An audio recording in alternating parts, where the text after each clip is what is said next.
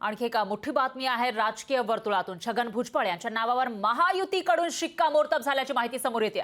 नाशिकच्या लोकसभेच्या जागेवर छगन भुजबळ यांना उमेदवारी मिळणार असल्याची माहिती आहे। उमेदवारी आधीच भुजबळांच्या कार्यालयावर जल्लोषाची तयारी सुरू आहे।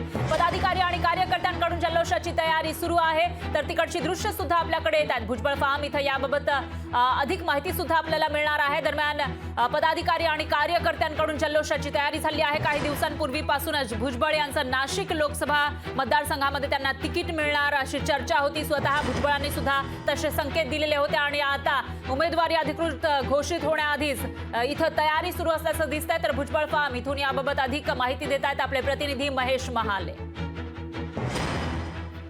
नाशिक लोकसभा मतदारसंघातील महायुतीच्या उमेदवाराचा तिढा अद्यापही सुटलेला नाही। मात्र ही जागा राष्ट्रवादी काँग्रेस अजित पवार गटाच्या छगन भुजबळ यांना मिळण्याची दाट शक्यता आहे। काल रात्री वर्षा या निवासस्थानी मुख्यमंत्री, दोन्ही उपमुख्यमंत्री यांच्या उपस्थितीत बैठक झाली। ही जागा छगन भुजबळ यांना मिळाल्याची दाट शक्यता आहे। या सगळ्या पार्श्वभूमीवर नाशिकच्या छगन भुजबळ यांच्या कार्यालयाजवळ यशवंतराव चव्हाण यांचा पुतळा आणण्यात आलेला आहे।